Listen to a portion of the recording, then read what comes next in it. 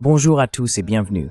Je suis aujourd'hui accompagné de Max Blumenthal, journaliste, auteur, réalisateur et également rédacteur en chef de The Grey Zone. C'est bon de te revoir, Max. Ravi de vous voir aussi. Nous voyons souvent que les appels à la censure semblent se présenter sous le couvert de l'empathie. Aux États-Unis et en Europe également, la droite politique a été très critique quant à la manière dont l'idéologie de genre LGBT, notamment sur les campus universitaires, a été utilisée pour la censure et l'annulation. Cependant, nous voyons maintenant que c'est la droite politique qui appelle à la censure et à l'annulation sur les campus, avec l'argument que critiquer la guerre d'Israël contre les Palestiniens rend les gens antisémites ou favorables au terrorisme.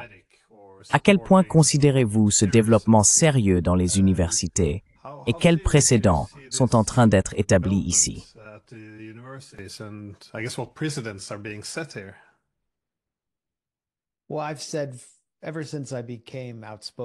Eh bien, j'ai dit depuis que je me suis exprimé sur cette question que le lobby israélien aux États-Unis et en Occident était la plus grande menace pour la liberté d'expression dans des sociétés prétendument libérales et démocratiques. Et maintenant, tous mes avertissements se réalisent et se concrétisent sous l'administration Trump, qui a fait diverses promesses aux organisations sionistes et aux partisans sionistes qu'elle ferait exactement ce qu'elle fait maintenant.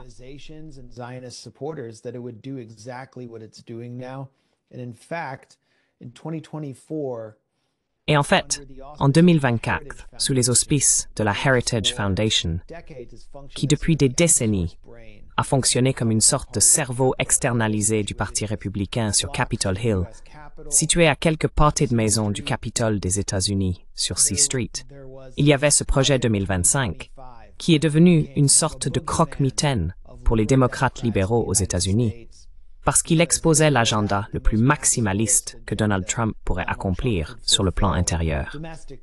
Cela se déroule sous nos yeux de plusieurs manières et se concentre principalement sur l'attaque de l'État administratif, attaquant la bureaucratie administrative, qui est supposément la base du projet libéral. Mais séparé du projet 2025 à la Heritage Foundation, il y avait le projet Esther.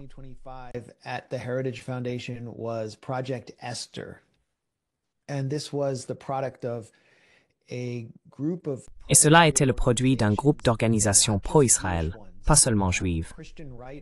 Une organisation chrétienne de droite, appelée le Family Research Council, principalement connue pour s'opposer à l'avortement et à l'agenda LGBT, a joué un rôle important dans ce document.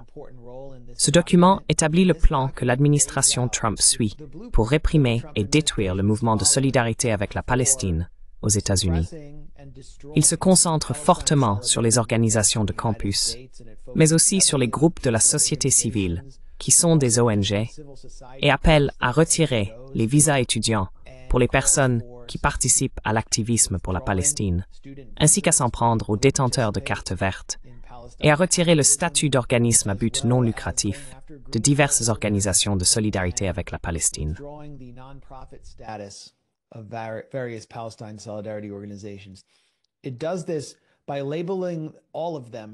Il le fait en les étiquetant tous comme HSN, ce qui signifie Réseau de soutien au Hamas. Ils sont membres d'un réseau de soutien au Hamas. Par conséquent, il y a un prétexte, selon ce plan du projet Esther, pour les étiqueter tous comme des soutiens matériels au terrorisme, parce qu'ils sont censés être non seulement pro-Hamas, mais en fait un bras du Hamas. Nous pouvons entrer dans les détails de la façon dont cela se déroule.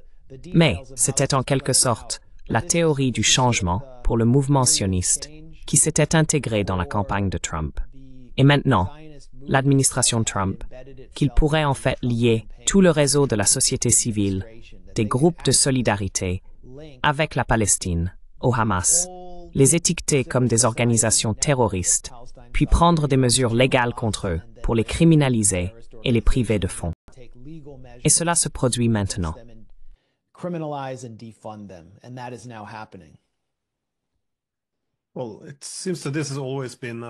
Eh bien, il semble que cela ait toujours été un peu une tactique propagandiste à jouer. C'est-à-dire que vous créez une division binaire simpliste, nous ou eux. Donc, si vous critiquez le massacre d'Israël à Gaza, alors vous êtes un partisan du Hamas et vous soutenez le terrorisme. Et encore une fois, nous voyons la même chose appliquée à l'Ukraine. Si vous critiquez l'OTAN pour avoir provoqué et prolongé la guerre en Ukraine, alors vous légitimez ou soutenez l'invasion de la Russie. Il semble que chaque fois que vous critiquez la machine de guerre, vous prenez le parti de Milosevic, Saddam Hussein ou Kadhafi. C'est une recette très standard, il semble maintenant, pour obtenir le même jeu à chaque fois. Mais avec Israël, cependant, cela semble être beaucoup plus puissant qu'il ne l'est, comme vous l'avez dit, en l'intégrant dans les lois. Alors, je suppose, d'où vient ce pouvoir? Et aussi, dans quelle mesure ces lois sont-elles étendues? Est-il seulement illégal de boycotter les territoires occupés? Ou jusqu'où cela peut-il réellement aller?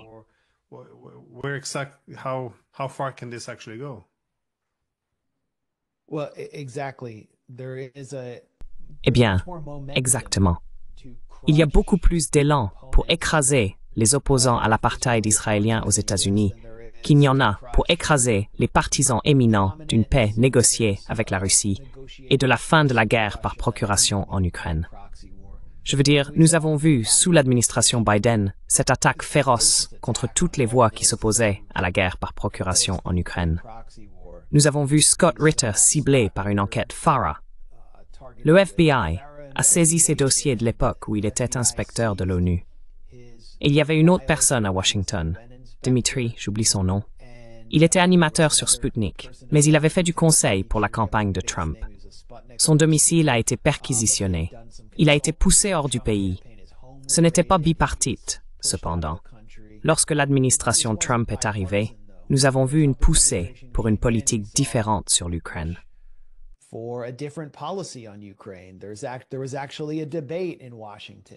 Il y a eu en fait un débat à Washington sur la question d'Israël-Palestine et du sionisme en particulier. Il existe un consensus bipartite, imposé par l'élite, selon lequel il ne peut y avoir de divergence entre le gouvernement américain et Israël, ce qui signifie également que la société civile doit être mise au pas, car elle ne peut pas être autorisée à influencer la politique gouvernementale sur Israël. La politique sera définie par l'AIPAC, le principal bras du lobby israélien. Et c'est tout. Je vais vous donner un exemple de la façon dont cette attaque contre la liberté d'expression et le premier amendement, et plus particulièrement la liberté académique, a progressé aux États-Unis. Sous l'administration Biden, il y a eu en fait des discussions sur le retrait des visas étudiants. Le retrait des visas étudiants sur une base politique pour des activités pro-palestiniennes. Mais cela n'a pas été appliqué.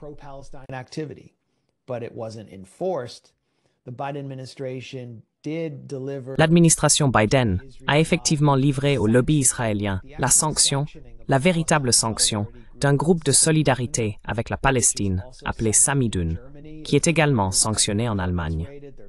Ces partisans ont vu leurs appartements perquisitionnés, leurs comptes bancaires saisis, et ils ont déclaré que cela était lié à un groupe terroriste, le FPLP, Front populaire de libération de la Palestine, qui est un groupe palestinien marxiste, ayant désormais très peu de rôle dans la lutte armée.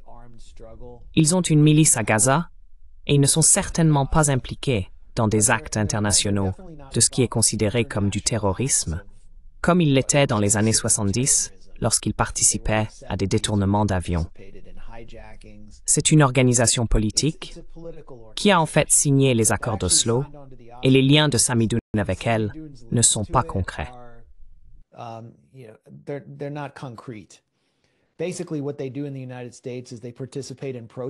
Fondamentalement, ce qu'ils font aux États-Unis, c'est participer à des manifestations et organiser des actions de sensibilisation pour les prisonniers palestiniens qui languissent dans les prisons israéliennes. Une universitaire de l'université de Yale, qui est une experte juridique, est considérée comme une étoile montante dans le milieu académique, nommée Helia Dutagi, a récemment été licenciée par Yale sans aucune procédure régulière parce qu'elle a été accusée par un site web pro-israélien DIA, dont la provenance est inconnue, personne ne sait qui l'écrit réellement, d'être membre de Samidoun. Avec cette accusation, elle a simplement été mise à la porte. Cela s'est passé sous l'administration Trump. Donc ce processus a commencé sous l'administration Biden. Mais ils ont terminé le travail sous l'administration Trump et l'ont laissé sans emploi.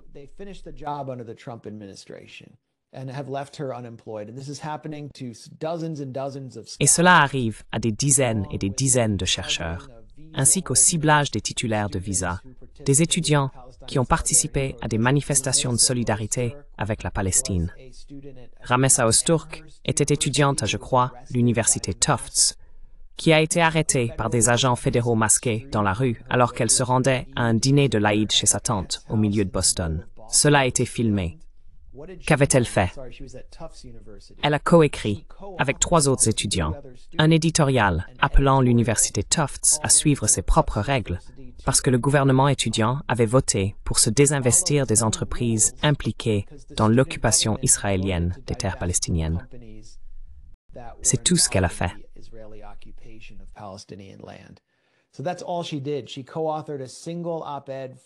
Elle a coécrit un seul éditorial pour le journal de son université. Et maintenant, elle se trouve dans un centre de détention fédéral en Louisiane, à des milliers de kilomètres de l'endroit où elle vivait à Boston. Qui est derrière cela?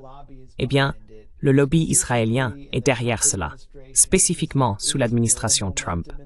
Car il y avait plus d'élan sous l'administration Trump pour réellement prendre ces mesures qui auraient pu être un peu plus controversées sous Biden. C'est la famille Adelson. Sheldon Adelson, le défunt magnat des casinos, a été l'un des premiers méga-milliardaires à se manifester et à faire des dons exclusivement au Parti républicain, à investir dans le Parti républicain, avec sa femme israélienne, Myriam. Sheldon Adelson est décédé sous l'administration Biden.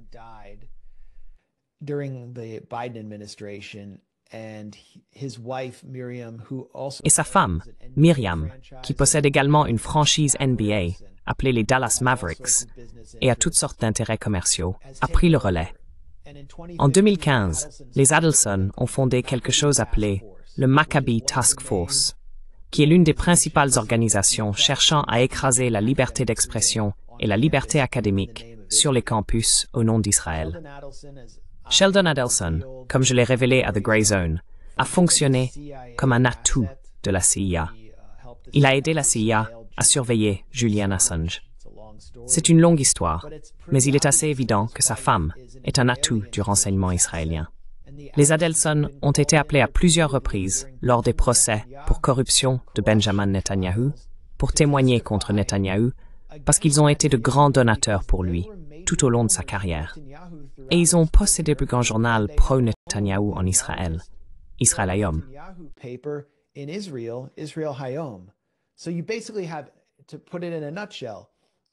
En résumé, vous avez un milliardaire israélien qui se consacre exclusivement aux intérêts israéliens, se moque du bien-être des citoyens américains et dirige le principal bras du complexe industriel de la censure sur les campus universitaires, le Maccabi Task Force. Il entretient une relation si intime avec Donald Trump qu'à son investiture, elle était assise directement derrière Trump, avec une meilleure place que tous les membres du Congrès et la plupart des membres de son cabinet. Elle a contribué 300 millions de dollars rien qu'à cette campagne, et environ 600 millions de dollars au total à la carrière politique de Donald Trump, ainsi que des centaines de millions aux candidats républicains. Des figures comme Tom Cotton, qui est l'une des principales voix ultrasionistes au Sénat. Donc c'est de là que ça vient. Cela vient de l'argent.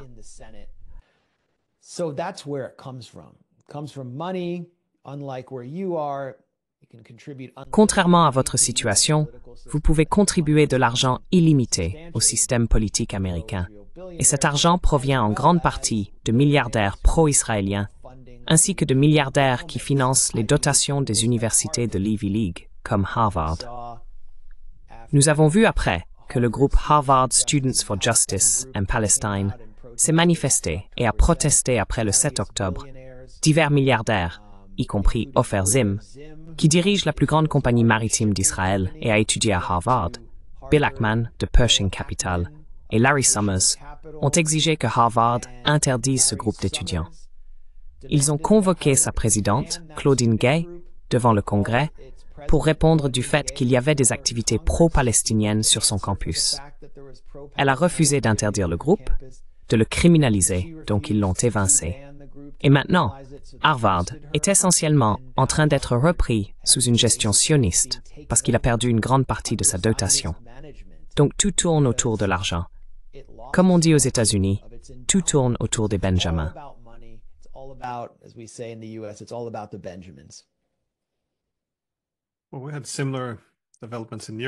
Eh bien, nous avons eu des développements similaires en Europe. En effet, Yanis Varoufakis, l'ancien ministre des Finances de la Grèce, s'est vu refuser l'entrée en Allemagne et il n'a même pas été autorisé à s'exprimer numériquement, apparemment via Zoom lors d'une conférence. Encore une fois, pas vraiment un sympathisant terroriste, mais un critique du génocide se produisant à Gaza. Juste ma dernière, je suppose, brève question serait: avez-vous vu des indications que ce qui a été fait aux ressortissants étrangers associés à, eh bien, je suppose, anti-israéliens ou du moins critiquant Israël étant expulsés? Voyez-vous l'une de ces lois éventuellement étendue pour s'appliquer également aux Américains?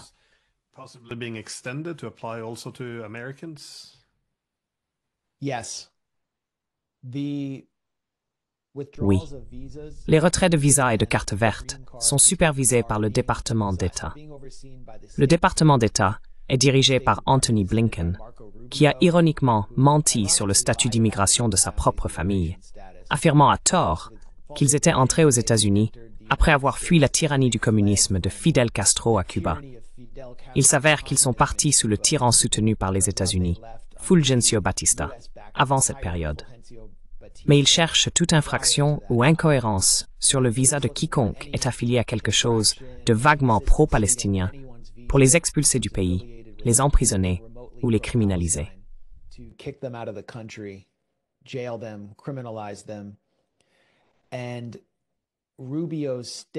Et la porte-parole du département d'État de Rubio, Tammy Bruce, a été récemment interrogée, je pense que c'était il y a environ une semaine, lors d'un briefing du département d'État, pour savoir s'ils excluraient de passer des détenteurs de visas étudiants et des détenteurs de cartes vertes, c'est-à-dire des résidents permanents, aux citoyens américains naturalisés comme cible de cette chasse aux sorcières, qu'ils retireraient effectivement la citoyenneté des citoyens naturalisés.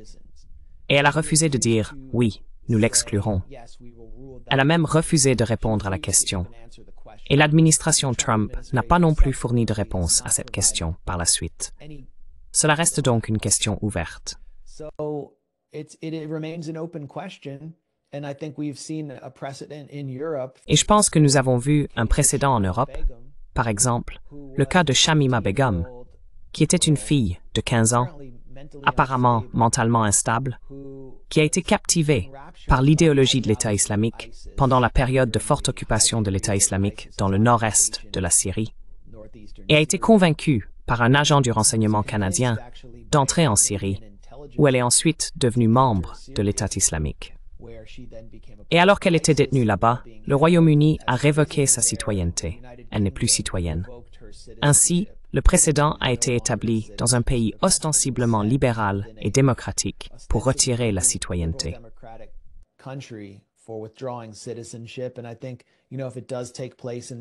Et je pense que si cela se produit aux États-Unis, il y aura un cas test. Ce sera probablement un Américain musulman naturalisé, et ils retireront sa citoyenneté. Nous verrons les médias, l'intelligentsia libérale et la classe administrative se plier comme ils l'ont fait tout au long de ce processus. Aux États-Unis en ce moment, il y a eu de grandes manifestations contre Donald Trump dans chaque ville. Plus d'1 million de personnes ont participé. C'était très important à Washington, D.C. Et il n'y avait presque aucun message sur le sujet que nous discutons actuellement, qui, je pense, est vraiment au cœur du problème.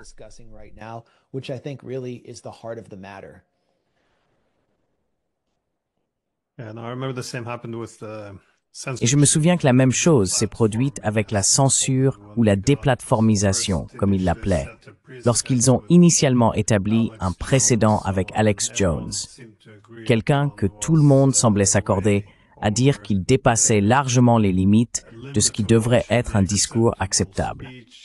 Et bien sûr, après avoir établi ce précédent, il a été appliqué de plus en plus. Quoi qu'il en soit, Max Blumenthal, merci beaucoup pour votre temps. Anyways, Max Blumenthal, thank you so much for your time. Merci beaucoup, Glenn.